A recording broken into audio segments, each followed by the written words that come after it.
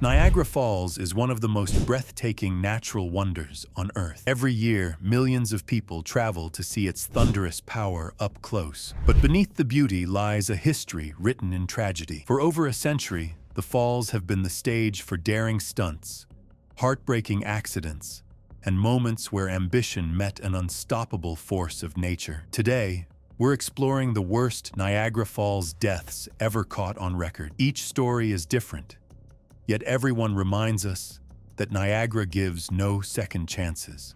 George Stathakis, a 46-year-old Greek immigrant, lived in Buffalo and dreamed of sharing his philosophy about life and the afterlife. To gain attention, he set his sights on Niagara Falls. He spent months constructing a massive oak barrel, reinforced with steel, weighing more than 2,000 pounds. Inside, he added oxygen tanks, food supplies, and even brought along his pet turtle, Sunny Boy, said to be over 150 years old.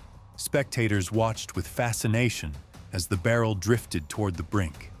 It plunged 167 feet into the mist. Remarkably, the barrel emerged intact. For a moment, it looked as if George had made history, but the heavy weight that kept it stable also trapped it in the swirling currents at the base. For 22 long hours, it spun in place, unreachable. By the time rescuers reached it, George had suffocated. Sunny Boy survived unharmed and became a small symbol of resilience, even appearing in children's books. George's barrel is still displayed in Niagara today, a warning that what seems like protection can sometimes guarantee disaster. William Red Hill Jr. was born into a family of Niagara legends. His father, Red Hill Sr., was famous for daring rescues and knew the river better than anyone. But Red Jr. was struggling. His finances collapsed, and he longed for the recognition his father had enjoyed. Determined to carve his own place in history, he built a contraption locals mockingly named The Thing. It was a crude collection of inner tubes,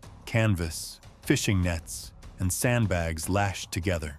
Unlike the barrels of past daredevils, The Thing had no rigid shell or real protection. To many, it looked more like floating junk than a safety vessel. On August 5th, 1951, Red climbed inside.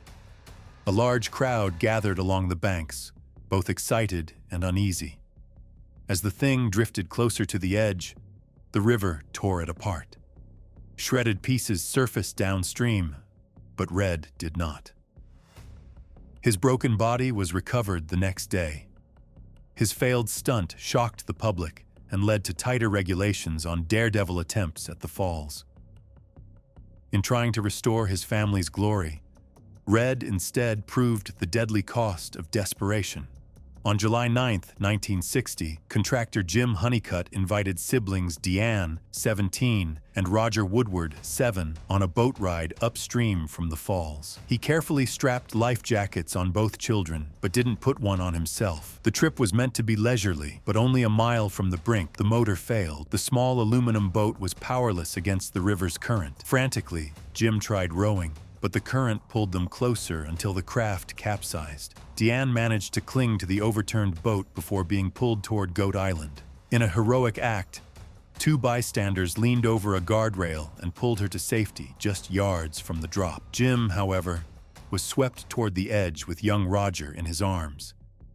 Witnesses recalled seeing him clutch the boy tightly. In a final act of sacrifice, he pushed Roger away from himself, giving him a chance to survive. Both went over. Miraculously, Roger surfaced below, his bright orange life jacket keeping him afloat until the maid of the mist crew hauled him aboard. Jim's body was recovered days later. Roger became the first known person to survive the falls with only a life jacket, but his survival came at the cost of Jim's life. Kirk Jones first made headlines in 2003 when he became the first person to survive going over Niagara Falls with no protection at all. Somehow, he emerged from the rapids with only minor injuries. His story was called a miracle, though he was fined and banned from Canada for life. But Kirk couldn't leave the falls behind. 14 years later, in 2017, he returned with a bizarre plan. He had purchased a massive plastic zorbing ball online, the kind used for rolling downhill on grass. He believed it would cushion the impact, of a 167-foot drop. With him was his pet boa constrictor, Misty. Tourists reported seeing the ball spinning violently before it disappeared over the brink. When it was later recovered, it was empty. Weeks later, Kirk's body was found 12 miles downstream. Misty was never found. His first attempt was sheer luck. The second proved fatal. Kirk's story is a reminder that surviving once doesn't mean you've beaten nature. It means you got lucky. In August 1981, Dunia Sai, her husband Rafik, and their children visited Niagara Falls. Dunia cradled her 2-month-old son Hessam as they admired the view. Witnesses said she suddenly staggered and cried out that she felt dizzy. In that moment, Hessam slipped from her grasp and tumbled into the river. Tourists screamed as the infant was swept over the edge. His body was never recovered. Dunia was devastated, but days later, police arrested her and charged her with murder, claiming their tests raised doubts about her story. The case drew national attention.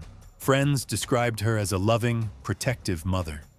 In court, the judge criticized the police tests as unreliable and dismissed the charges. Still, Dunia's life was destroyed. Whether accident or tragedy of another kind, the event remains one of the most haunting stories in Niagara's long history. Jesse Sharp was a professional kayaker who had conquered some of North America's most dangerous rivers. In 1990, he set out to be the first person to kayak over Niagara Falls. He had a custom fiberglass kayak built for speed, but in his confidence, he refused to wear a helmet or life jacket. Onlookers watched as Jesse paddled steadily toward the brink. At the edge, he raised his paddle triumphantly before plunging into the mist. His kayak was later found battered downstream, but Jesse was gone forever. His body was never recovered. His story remains a chilling lesson. No skill or training can overpower the raw force of Niagara. Robert Overacker was a stuntman with a cause. He spent 7 years planning a performance to raise awareness about homelessness. His plan was to ride a jet ski over Niagara Falls, then float down under a rocket-deployed parachute. On October 1st, 1995, he launched his jet ski toward the brink with cameras rolling. At the edge, he bailed off and triggered the rocket. For a moment, the chute seemed to open, but then onlookers realized it had detached from his body. He plummeted into the river with no protection. Crews rushed in, but could not save him. Robert's tragic death came down to one fatal rigging mistake. After years of planning, a single oversight cost him his life. His story is still cited as one of the clearest examples of how even professional preparation cannot guarantee survival. Ayano Tokumasu was a 20-year-old exchange student from Japan, studying English in Toronto.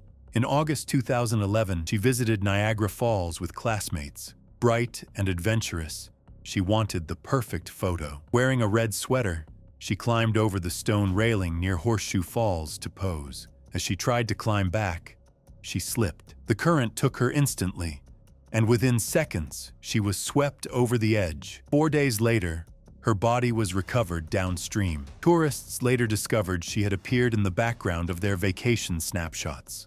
One final haunting image. Ayano's story reminds visitors that a single misstep at Niagara can be fatal, even in pursuit of something as simple as a photograph. Niagara Falls is breathtaking, but it is also merciless. These stories of failed stunts, tragic accidents, and heartbreaking losses all echo the same lessons. Heavy equipment can become a trap. Confidence means nothing against physics. Life jackets save lives, and sometimes a single step too close to the edge is enough to end everything.